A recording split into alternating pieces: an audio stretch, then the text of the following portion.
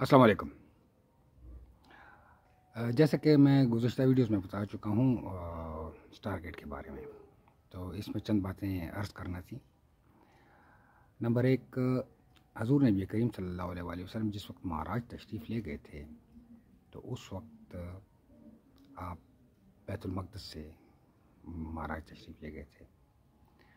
अब सोचने की बात यह है कि मक्का में तो उस वक्त कुछ न कुछ मुसलमान मौजूद थे, बल्कि सबसे बड़ी बात यह कि हज़ूर नबी करीम सल्लल्लाहु अलैहि वसल्लम बज़ाते ख़ुद मौजूद थे। तो फिर आपको पहले बैतुल मक़दस ले जाया गया और वहाँ से आप फिर महाराज पे तशरीफ़ ले गए।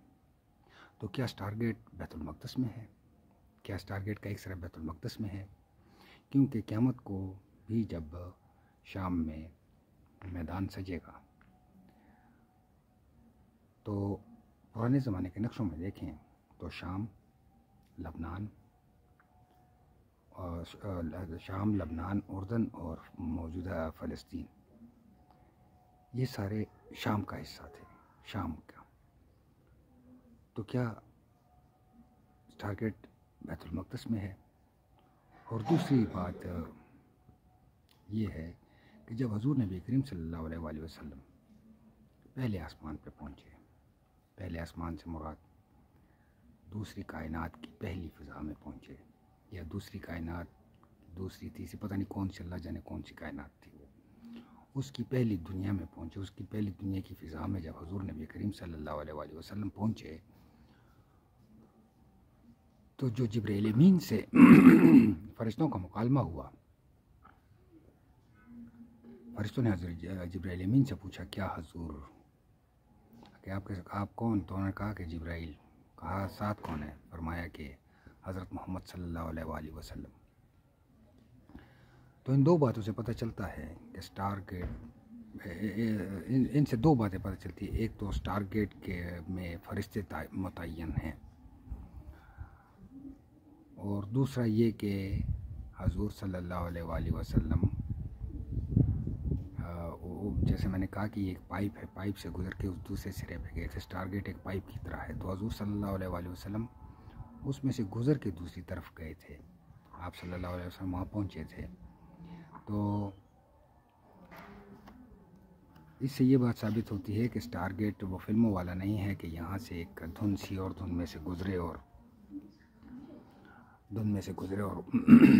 दूसरी जगह धुन में से निकल आए, बल्कि स्टारगेट एक पाइप की तरह की चीज़ है। जब हज़ूर नबी करीम सल्लल्लाहु अलैहि वसल्लम गए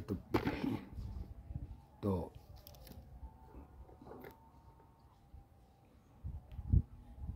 सॉरी, ये कैमरा थोड़ा स्लिप हो गया था। तो जब हज़ूर नबी करीम सल्लल्लाहु अलैहि वसल्लम बैतुल मक़दस से स्टारगेट में दाखिल हुए और फिर दूसरे कायनात में जाके स्टारगेट में से निकल गए, तो ये एक पाइप की तरह की चीज़ है। अब जैसे मैंने पहले भी कहा था कि ये दो डिवाइसेस हो सकती हैं, एक इस कायनात में है, एक दूसरी, तीसरी, चौथी कायनात में, जो एक दूसरे के सामने होती हैं, तो वो पाइप बनाती हैं, वो मैग्नेटिक फील्ड बनाती हैं। तो इस पर मैं सोच रहा था, तो हज़ूर नबी करीम सल्लल्लाहु अलैहि वसल्लम न जाने कितना अरसा वहाँ लगा के आए थे उस कायनात में। इसकी कोई हमें पता नहीं कितनी कायनातें हज़ूर सल्लल्लाहु अलैहि वसल्लम, कौन कौन से जहान हज़ूर सल्लल्लाहु अलैहि वसल्लम को मुशाहिदा कराए गए। लेकिन इसमें देखने वाली बात यह है कि यहाँ पे वक्त रुका हुआ था। क्या सारी कायनातों को वक्त रोक दिया गया था? सारे जहानों का वक्त रोक दिया गया था ताकि वो स्टार गेट की वो जो कनेक्टिविटी है वो बरकरार रहे। उसके बाद न जाने कब उसने कनेक्ट होना था, एक अलाइनमेंट में आना था, क्योंकि हमारी ज़मीन जो है ये अपने महवर पे तकरीबन 1600 किलोमीटर की रफ़्तार से घूम रही है, और अपने मदार में सूरज के गिर्द 10,000 किलोमीटर से ज़्यादा की रफ़्तार से घूम रही है। और सूरज जो है कहकशां में अपने मदार के अपने मदार में तकरीबन 50,000 किलोमीटर फ़ी घंटा की रफ़्तार से घूम रहा है। इस तरह कहकशां क्लस्टर में घूम रही है, और क्लस्टर सुपर क्लस्टर में घूम रहा है, और सुपर क्लस्टर कायनात के गिर्द घूम रहा होगा। तो इतनी सारी हरकत की वजह से क्या उस वक्त ये वक्त रोक दिया गया था? हर चीज़ रोक दी गई थी। और यहाँ पे एक और बात मैं करना चाहूँगा आसमान की। जैसे मैंने कहा था कि आसमान, 7 आसमान और 7 ज़मीनें, तो इस कायनात में सिर्फ हमारी यही एक ज़मीन है जिसका ज़िक्र किया गया, और आसमान 7 हैं जैसे मैं पहले अर्ज़ कर चुका हूँ। तो यहाँ पे एक क़यामत की आयत के सिलसिले में एक आयत है, उसका ज़िक्र करना ज़रूरी था।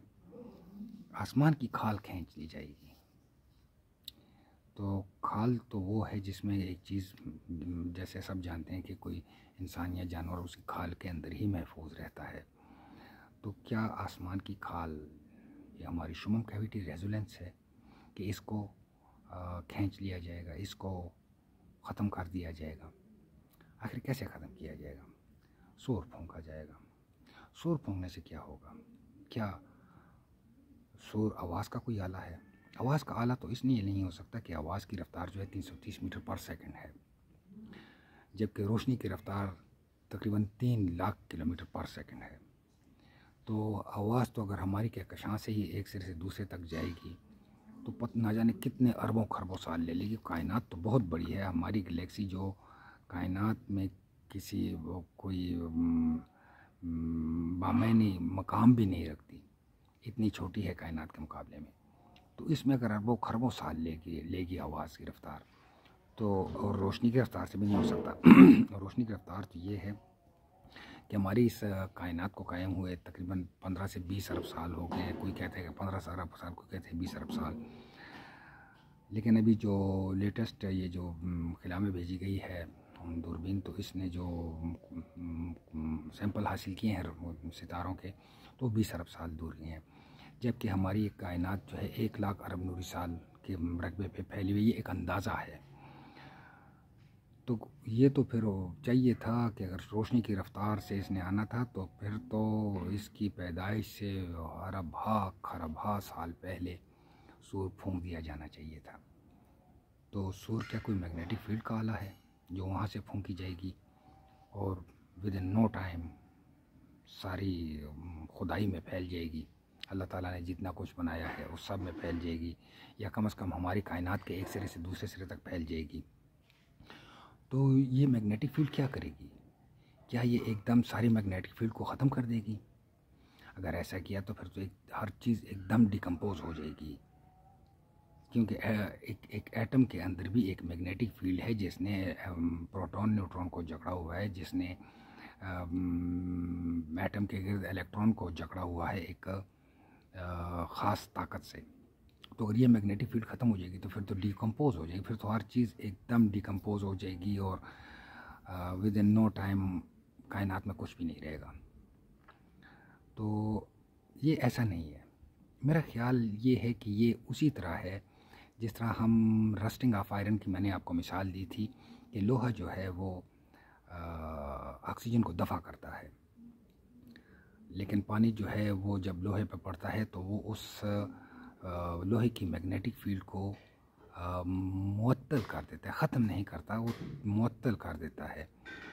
एटम अपनी जगह बरकरार होता है लेकिन उसकी मैग्नेटिक फील्ड काम नहीं कर रही होती, मैं यूँ कह लूँगा। तो उसमें जब वहाँ पे ऑक्सीजन का एटम दाखिल हो के तो वो लोहे के एटमों में मिक्स हो जाता है, जिससे जंग लग जाता है।